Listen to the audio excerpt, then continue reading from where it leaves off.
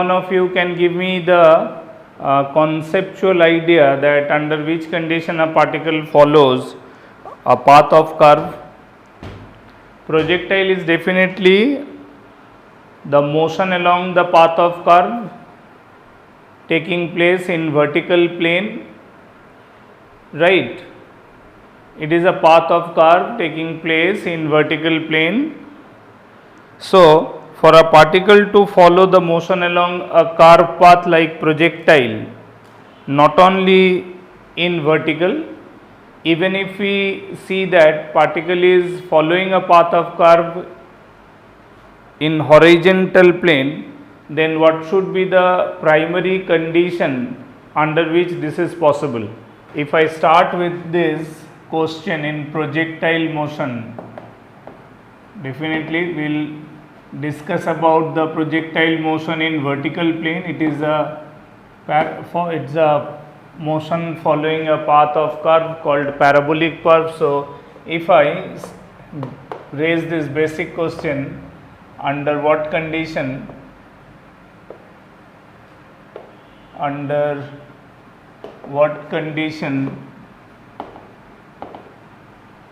a particle follows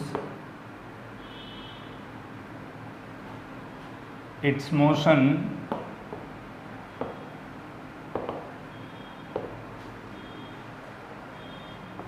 in a path of curve, in a curve path.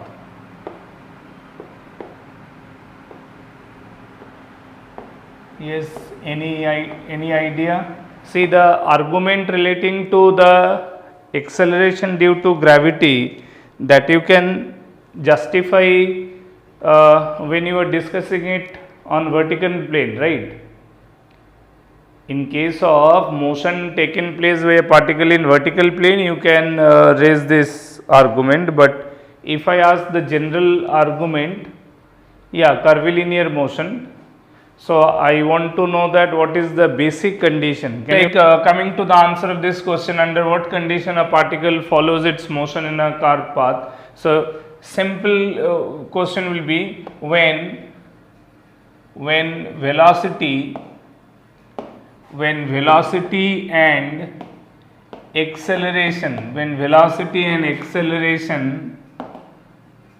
are at an angle, when velocity and acceleration are at an angle theta, such that theta belongs to open interval 0 to pi except pi by 2. Do you understand this way of writing the interval of theta? It is saying that open interval 0 to pi, that means anything between 0 and 180 degree except pi by 2. You can't consider theta as pi by 2, and what will be theta? Theta will be the angle between velocity and acceleration.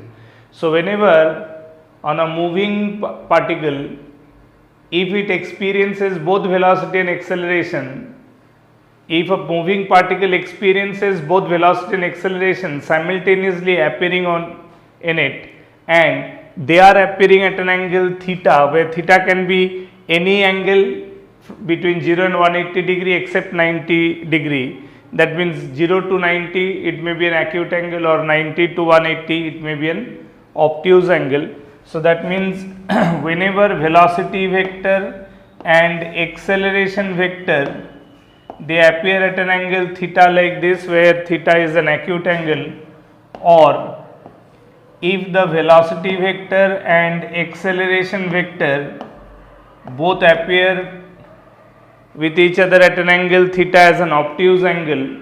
So, this is that primary condition, mechanism wise, this is that required condition at which it is decided that the particle will now follow from this instant onwards. Whenever this thing will appear on a particle, velocity and acceleration both starts acting at an angle theta, where theta is anything either as an acute angle or as an obtuse angle, then these are the conditions, okay, either at this condition or at that condition, the particle starts following the path of curve, or that is curvilinear motion. Okay, projectile also follows this. So this is the first thing that you should understand, because even in the extension of projectile, you may be asked about the motion of a particle taking place on xy plane, where velocity and acceleration will be given, and you will be asked to know about the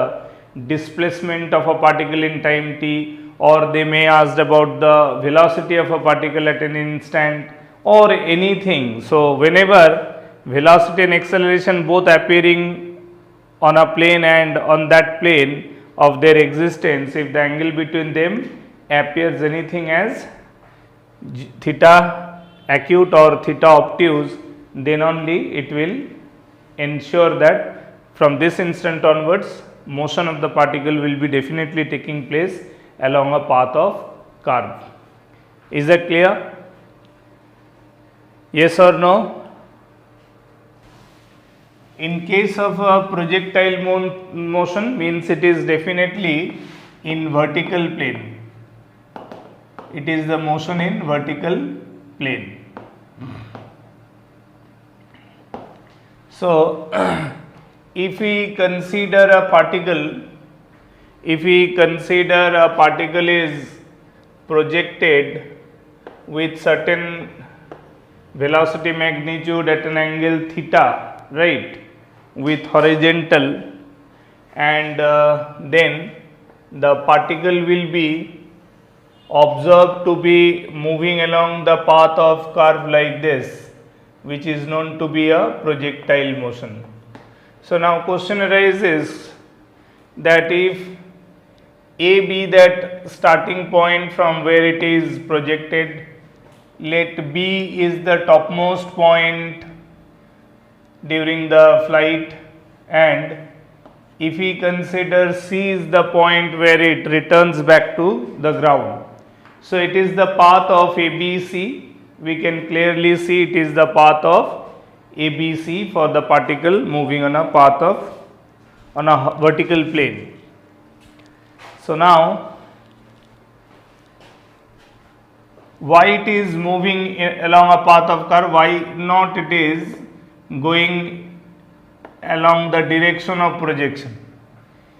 Direction of projection is definitely about a straight line. It is at some angle theta with the ground, but instead of traveling all along that projected path, it is bending towards the ground. The reason behind, the moment when it is thrown upward, its weight mg will be considered acting downward, right, being mg acting downward. So that means, yes, we are getting this is the initial velocity, this is the acceleration. So as I said that when this time it is theta plus 90, because theta I have just considered this much only theta, so this is 90, so overall angle is theta plus 90. So yes, of course, theta being an acute angle, overall angle is an obtuse. So as I said in the previous argument, that whenever velocity and acceleration will appear either at an acute angle or obtuse angle, that is sufficient enough to ensure about its path to be followed. So it will be a path of curve. So here also we are able to see the motion of the particle taking place along the path of curve, and this curve path is called parabolic path. Okay, this curve path is called parabolic path.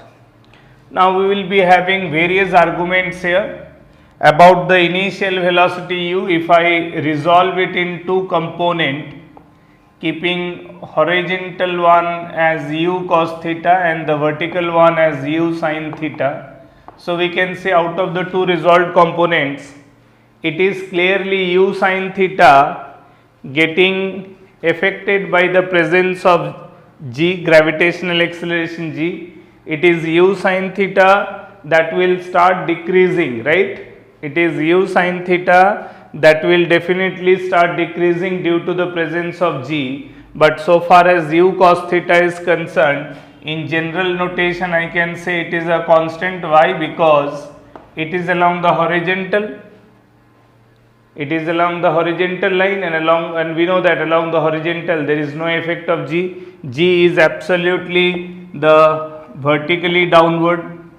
G is absolutely vertically downward. So if G is vertically downward, so that means it can influence the u sin theta vector, it can't influence the u cos theta vector. Are you getting me? So here we can see the presence of G will definitely start decreasing the vertically upward directional velocity, which was initially u sin theta. So we can say as a function of time the vertical direction velocity will be decreasing, but the horizontal velocity that will remain constant.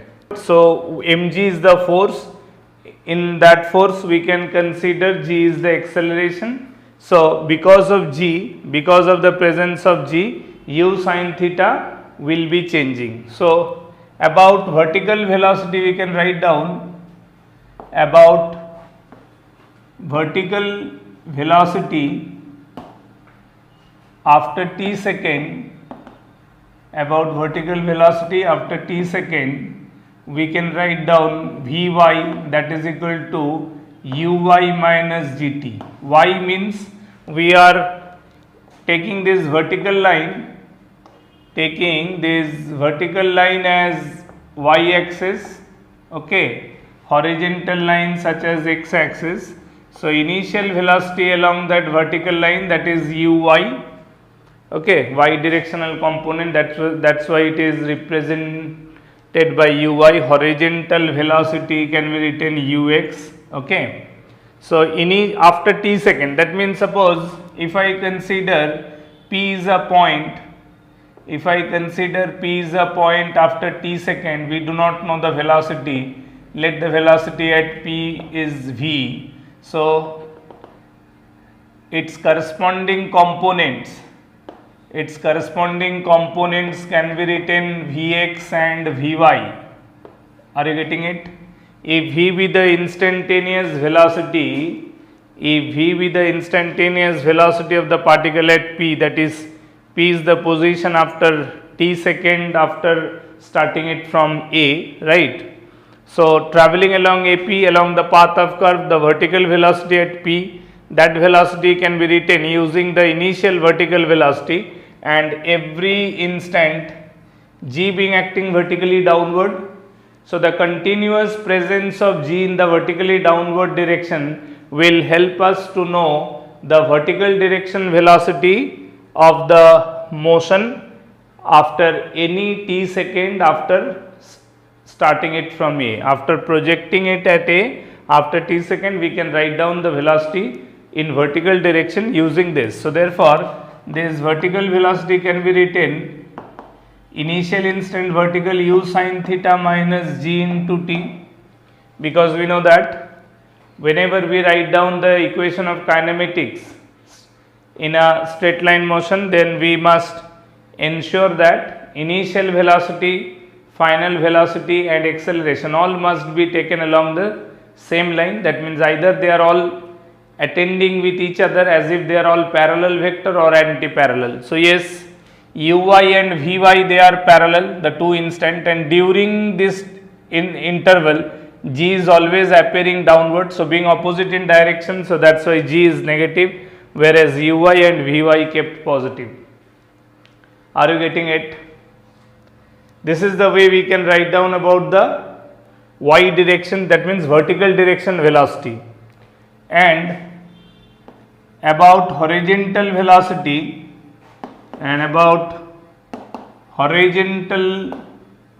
velocity, at p, the horizontal velocity is Vx, right? That will be as good as ux at the starting point A. At the starting point A, horizontal velocity was given by ux, which is actually u cos theta. So even after t second, the magnitude of the horizontal velocity will be as good as the initial horizontal velocity at the point A, right? Are you getting me? So this is the way, if we can use the time of journey between 2 points in projectile, then by considering the time span and writing the velocity along vertical and horizontal at any point, that can help me to know the actual velocity at p as well as its actual direction. That means I do not know the direction of motion at p, so let it be alpha. So actually Vx is concerned, that Vx by using in term of V and alpha, basically V and alpha both are unknown to me. For example, V is an unknown, alpha is also unknown, but being their assumed parameter, I can represent Vx as if it is V cos alpha. Yes, alpha is the angle made by the direction of motion of the particle at p with the horizontal direction. Like as when we projected the particle at a, that time the direction of motion was theta with horizontal. So at everywhere there must be a specific direction. So that direction can be expressed by referring an angle of the direction of motion with respect to any fixed line as a reference line. So if I consider horizontal line as a reference line through any point, through every point I can draw a line parallel to ground. Yes or no? So similarly at P also I can draw a line parallel to ground. So therefore with respect to this line I can consider a geometrical angle between the horizontal line through the point P with the velocity direction at P. Is that okay? So alpha is that angle. So using alpha parameter and V, I can express Vx as V cos alpha, and corresponding Vy can be written V sin alpha. Can we write down it in that way or not? Yes or no? Come on, tell me. So the instantaneous vertical velocity at p, which is Vy, so that can also be written in term of V and alpha. It is V sin alpha. So here I can write down Vy can be written V sin alpha, which is equal to u sin theta minus gt, right? This can be written as equation 1, and this I can write down as equation 2. So u cos theta is equal to V cos alpha and u sin theta minus gt as V sin alpha. Then using the known parameter of u, theta and t, for example, using the known parameter of u, theta and t, okay, can I get the numerical values of V sin alpha and V cos alpha as per the equation of 1 and 2? Yes or no? Can't I get a numerical value of V sin alpha, as because I know u, theta, g and t, right?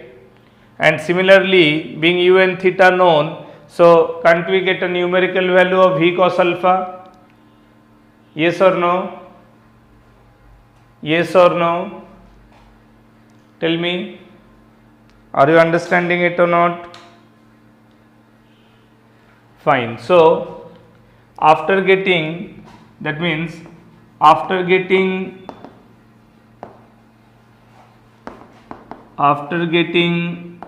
the values of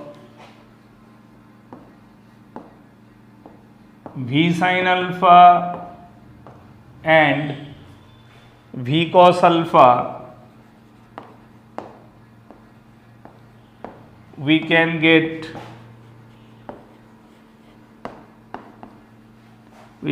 the values of